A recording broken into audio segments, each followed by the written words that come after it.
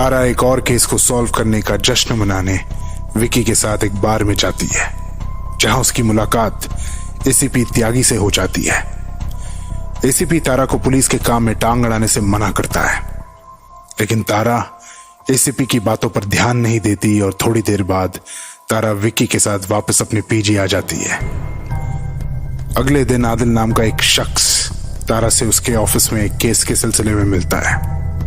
वो बताता है कि बादलगढ़ के लोग एक येटी के हमलों से बहुत परेशान हैं। कई लोग गायब हो चुके हैं और कुछ लोगों की जान भी जा चुकी है, और इस केस को क्रैक करने के लिए आदिल तारा से मदद मांगता है। और क्या तारा आदिल की मदद करेगी? ये जानने के लिए सुनते हैं आगे। If I am not wrong, Yeti वही है ना जिसको लोग हिमालयन स्नोमैन के नाम से जानते हैं? हाँ, यू आर एब्सोल्युटली राइट। आप बिल्कुल सही कह रही हो। येटी को हिमालयन स्नोमैन के नाम से भी जाना जाता है। मुझे इस येटी के बारे में और डिटेल में बताइए। आई वॉन्ट टू नो मोर। जी जरूर। यूं कह लीजिए कि लोकल लेजेंड है।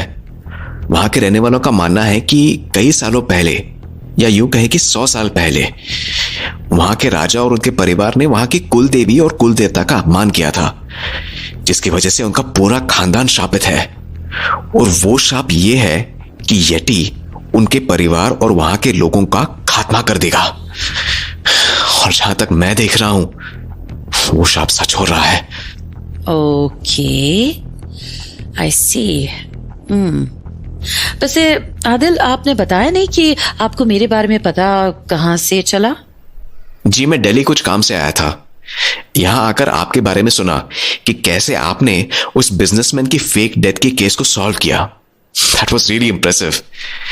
इसलिए सोचा कि आपको इस केस में केसेस तो मैंने और बड़े बड़े भी सॉल्व किए हैं, लेकिन वो फेक इंश्योरेंस वाला केस ही लोगों को देखता है। मुझे क्रिमिनल केसेस सॉल्व करने में दिलचस्पी है, पर I am sorry mister Adil, ऐसे सुपरनैचुरल मिस्ट्रीज में मेरा कोई इंटरेस्ट नहीं है। Miss Tara, I am not saying it's some supernatural case और समथिंग। मैं तो बस देखिए, आपकी प्रॉब्लम के लिए ना मैं आपको किसी जर्नलिस्ट का नंबर दे देती हूँ, जिसे ऐसी मसालेदार, चटपटी और भूत प्रेतों की खबरें छापने का शौक हो। आप उससे बात कर लीजिए। आई एम श्योर वो आपकी अच्छे से मदद कर पाएगा।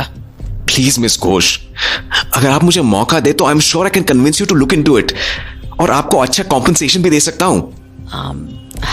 Money is not an issue mister Adil. बस बात यह है कि मुझे ये येटी का केस कुछ जचा नहीं, सो आई एम सॉरी, पर मैं इस केस में आपकी कोई मदद नहीं कर सकती। Fine, I understand. You are motivated by challenge.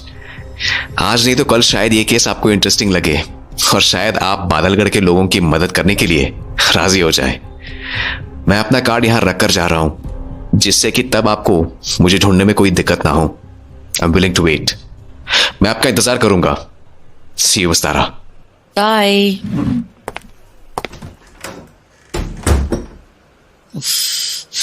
तो क्या शानदार शुरुआत की थी दिन की। डैम। गुड मॉर्निंग तारा, क्या हाल चाल बॉस? अरे विकी, पूछ ही मत यार, एकदम बकवास। हाँ, ऐसा क्या हो गया? अरे एक आदमी आया था ना, जिसको तूने जाते देखा अभी, एक नायाब केस लेकर आया था यार। हाँ, देखा था मैंने अभी एक आदमी को बाहर जाते हुए। क्या हुआ? ऐसा कैसा केस लाया था? बादलगढ़ नाम की एक जगह में एक खूंखार येटी ने मौत का नंगा नाच रचाया हुआ है। ढन ढन ढन। और एक तारा खोशी है जो उस येटी को रोक सकती है। डडडडडंग। क्या? वाह तारा, तुम तो कहां कहां नहीं छा रही हो। सुपर हीरो तारा घोष। हाँ, और मुझे ना अब मास्क और केप भी पहनना चाहिए, नहीं तो लोग ना मुझे पहचान लेंगे और भूतों को छोड़ देंगे मेरे पीछे। एग्जैक्टली। अब लेट इट गो, मूड बहुत खराब है मेरा। चल जल्दी बता, कोई ढंग की इंक्वायरी आई है क्या? अब कुछ इंक्वायरी मेल्स आए तो हैं, शायद उनके सामने ये येटी का केस तुम्हें ज्यादा सेंसिबल लगे। Damn it, don't tell me कि अभी भी। यस, पर अब क्या ही करें, आजकल ना सबको अपनी पत्नी, अपने पति या अपने पार्टनर की सबसे ज्यादा टेंशन रहती है। तो जैसे ही ये लोग प्राइवेट डिटेक्टिव का एड देखते हैं ना, उनके दिमाग की घंटियां बज जाती हैं और वो चाहते हैं कि कोई किसी तरह ये पता लगा ले कि उनका सो कॉल्ड पार्टनर उन पर चीट तो नहीं कर रहा। तो तारा जी, सारी इंक्वायरीज इसी से रिलेटेड है। क्या चूतियापा है यार। I mean, क्या मैं इसी काम के लिए हूँ? Of course not. Then why all this nonsense? In idiots को अगर इतनी ही इनसिक्योरिटी है तो छोड़ के चले क्यों नहीं जाते यार? क्यों पड़े रहते हैं ये लोग इन रिलेशंस में? कोई इन बेवकूफों को समझाए कि किसी डिटेक्टिव को अपने सो कॉल्ड पार्टनर्स के पीछे जासूसी करने के लिए छोड़ने से कुछ नहीं होने वाला। It's a waste of time. और अगर पता चल भी गया ना कि उसका स्पाउस या पार्टनर इज अ चीट, तो उससे होगा क्या? तकलीफ के अलावा और कुछ नहीं। I don't know what to say, मगर इस वक्त तुम्हारा इनबॉक्स ऐसे ही मेल से भरा हुआ है। ओ गॉड, क्या बकवास है यार। वैसे एक मिनट रुको, मेरे पास एक न्यूज है जो शायद तुम्हें इंटरेस्टिंग लगे। मैं सुबह से अच्छी खबर सुनने के लिए तरस गई हूँ। Tell me fast. एक बड़ा पॉलिटिशियन है, उसका एक भांजा है और उसका नाम कुछ घोटाले के मामले में सामने आया है। कैसा घोटाला? यही कोई 200 करोड़ का। क्या? Oh yes. और ये खबर तुझ तक कहाँ से आई? न्यूज में आई है क्या? अरे न्यूज चैनल वाले नेता लोगों के बारे में कब से बुरा बोलने लग गए। ये तो मैंने डार्क वेब से कुछ चैट से पता लगाया है। न्यूज तो तेरी पार्टी मेरी पार्टी से अच्छी कैसे, ये जानने के लिए रह गई है। भाई तुम्हारे डार्क वेब वाले चैट्स कितने रिलेटेबल हैं या नहीं वो तो वक्त ही बताएगा। फिलहाल और कुछ तो नहीं है मेरे पास करने के लिए, तो कोई न्यूज चैनल ही लगा के देख लेते हैं ना, शायद कोई और बढ़िया खबर देखने को मिल जाए। नमस्कार। हमारे फॉरेन मिनिस्टर 2 दिन के लिए चाइना जा रहे हैं बॉर्डर मुद्दे पर डिस्कशन करने। अभी अभी एक ताजा खबर मिली है कि 1 साल पहले हिमाचल के बादलगढ़ से फरार हुए एक कैदी ने दिल्ली आकर खुद ब खुद सरेंडर कर दिया है। इस मुजरिम का नाम एंथोनी है और इसे ड्रग्स के स्मगलिंग के जुर्म में 5 साल की सजा सुनाई गई थी। पुलिस का कहना है कि एंथोनी की दिमागी हालत भी इस वक्त नाजुक है। अगर ऐसी बात है तो मुजरिम ने सरेंडर क्यों किया? ओह, तो ऐसा दिखता है बादलगढ़।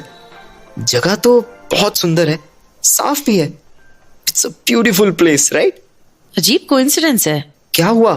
आज ही मुझे एक आदमी ना बादलगढ़ में हो रहे कुछ अजीबोगरीब इवेंट्स के सिलसिले में मिलता है, और आज ही एक क्रिमिनल जो बादलगढ़ जेल से भाग गया खुद से आकर यहाँ सरेंडर करता है।